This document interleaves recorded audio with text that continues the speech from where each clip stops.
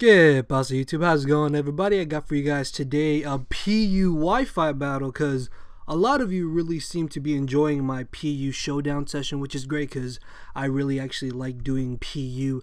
So me and my boy Swagilyph decided to get a battle. Swagilyph does upload. He's actually in my other session that I'm currently doing, so I'll leave his channel link down in the description, guys, and make sure to go check him out. But yeah, this was a really fun battle, and before I continue, I want to go ahead and thank everybody for reaching our like goal that I set in the previous Wi-Fi battle. So thank you, everybody, and if we can get this video up to 400 likes or more, I will definitely try to upload another video for you guys tomorrow, and if I can actually record something tonight, I'll even upload 2 videos for you guys to enjoy.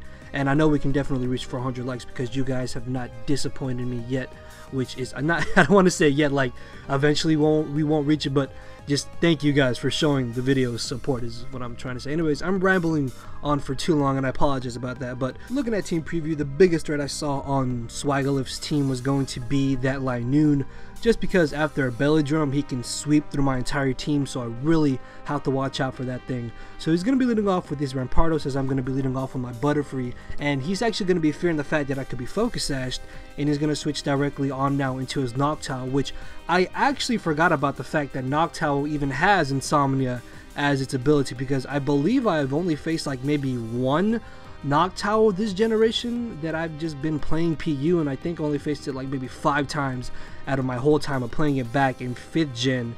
So yeah, I really forgot about that, and I bring in my Unpheasant predicting him to want to go for the Toxic. I then go for a U-turn predicting him to want to switch out, but because he stayed in, I was very positive that he would most likely want to go for the Roost, so I bring in my Vigoroth. And the reason why I didn't switch directly into my Ursaring was because I didn't want to risk him going for an Air Slash. So this turn I'm going to predict him to go for the Toxic, and I'm going to switch into my Ursaring so I can have my Toxic Orb activated, because Ursaring is the biggest threat to his team that is on my team, so I really have to make sure to keep around Ursaring so I can deal some damage to his team.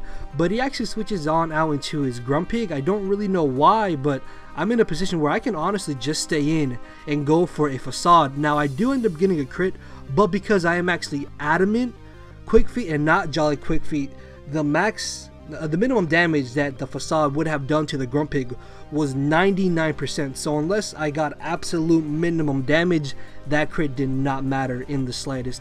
So he's going to bring in the Pikachu, and the way he brought it in had me thinking that he most likely would go for a Fake Out or an Extreme Speed, so I switched directly into my Vigoroth, just kind of as death fodder, because looking at his team, he has Rampardos and Solrock, and my only offensive move on Vigoroth is Body Slam, so I know Vigoroth really won't be doing anything in this battle. So he knocks me out with 2 Brick Breaks. As I bring in my Muck, I'm going to be able to knock him out with the Shadow Seek, but it turns out that he actually has Extreme Speed, which I was not expecting whatsoever, and I guess he predicted me to switch out when it was my Ursaring against his Pikachu, because there was no other reason for him to not go for Extreme Speed.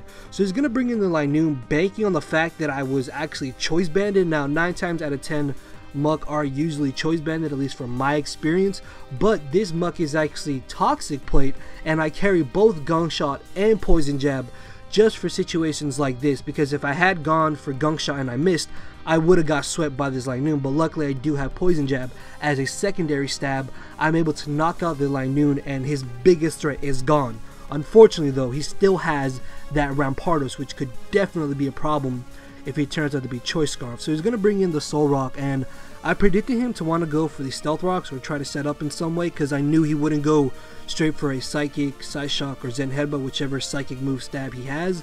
So I get off a decent amount of damage with the Shadow Seek, as I then switch into my Unpheasant, hoping that I would be faster than him so I could try to get off a bit of damage with my Return or Aerial Ace, but no, he is able to easily outspeed me. Now this Unpheasant is Adamant Scarf as opposed to Jolly Scarf, so I don't know if I was Jolly that I would be able to outspeed him, but all I really wanted to do was try to get off a bit of damage to ensure that my Shadow Seek from Muck would knock him out. Unfortunately though, he did outspeed me, and the reason why this is so sped up is because it's like 8 turns of him just constantly going for Stone Edge, me recycling and going for the rest. And this is a very weird Grumpig set I wanted to try out. It's max defense and max HP with Recycle, Calm Mind, Psychic, and Rest with Chestoberry. And I mean, it's PU, you're supposed to try out weird stuff, and I really wanted to try this out. And I was actually kind of hoping I would be able to sweep his team, because I'm max defense, max HP. I should be able to take any hit from Rampardos, right? So he brought in Noctowl, as I believe I went for the Recycle. Then this turn I'm going to go for the Calm Mind, thinking that he would want to stay in and go for a Toxic, but he makes a very risky and nice play. Predicts me to want to go for Calm Mind and switches into his Rampardos, as I'm going to stay in, confident in the fact that I can take any hit. So he goes for the Crunch, and I just die.